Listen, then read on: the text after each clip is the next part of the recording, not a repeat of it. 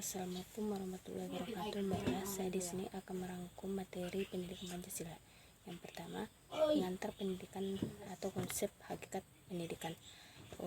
Yang kedua, alasan Pancasila diperlukan untuk pendidikan. Yang ketiga, sumber historis, sosiologis, politik pendidikan Pancasila. Yang keempat, menggali sumber historis sosiologis tentang Pancasila, kajian sejarah bangsa Indonesia. Yang kelima yaitu bagaimana Pancasila dalam arus sejarah bangsa Indonesia. Yang keenam yaitu Pancasila sebagai ideologi negara. Yang ketujuh, organisasi pramuka. Pengantar pendidikan atau konsep hakikat pendidikan.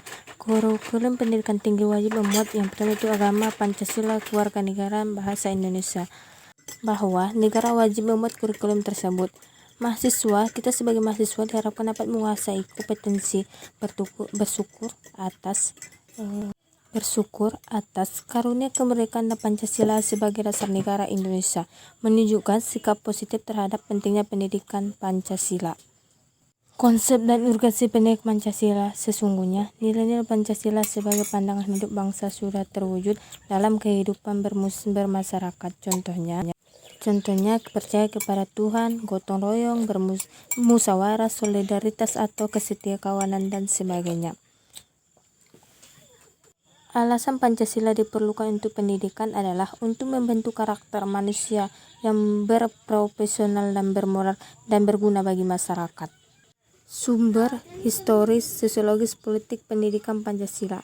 Historis itu adalah sejarah yang memberikan kearifan adalah sebagai guru untuk mewujudkan kekayaan manusia di kemudian hari.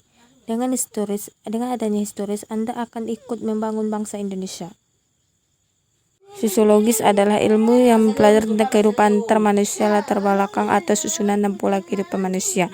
Politik, agar Anda mampu mendiagnosa dan mampu memberikan saran-saran tentang upaya mewujudkan kehidupan politik yang ideal, dinamika dan tentang pendidikan Pancasila tersebut. Keempat, menggali sumber historis sosiologis tentang Pancasila dan kajian sejarah bangsa Indonesia. Sumber historis Pancasila atau sejarah, adanya adat istiadat. Historis ini sudah ada sejak zaman dahulu, kepercayaan mereka kepada supranatural. Sumber sosiologis Pancasila, adanya gotong royong, toleransi sesama umat beragama. Kelima, bagaimana Pancasila dalam arus sejarah bangsa Indonesia. Unsur Pancasila sudah muncul dalam kehidupan bangsa kita, agar nilai-nilai Pancasila selalu melekat dalam bangsa Indonesia. Maka nilai-nilai yang terkandung dalam setiap Pancasila tersebut kemudian dirumuskan dan disahkan menjadi dasar negara. Pancasila sebagai ideologi negara. Ideologi berasal dari kata ideal, artinya gagasan atau konsep, pengertian dasar, cita-cita, dan logos yang berarti ilmu. Menelusuri konsep dan urgensi Pancasila sebagai ideologi negara. Alasan diperlukannya kajian Pancasila sebagai ideologi negara. Menggali sumber historis, sosiologi, politis Pancasila sebagai ideologi negara. Yang ketujuh, organisasi pramuka. Fungsi utama gerakan pramuka, lembaga non formal, lembaga pendidikan. Organisasi pramuka adanya pembimbing, BPK, kuartil, BPK, Badan Pemeriksaan Keuangan, gugus depan, satuan pendidikan yang merupakan wadah untuk mencapai tujuan. BPK itu Badan Pemeriksaan Keuangan, adanya Baminar, Mabina, Matijab, Mabiran, Mabikus, Mabisaka. Kuartil itu adanya kuartil daerah, provinsi, kabupaten, kota, kecamatan.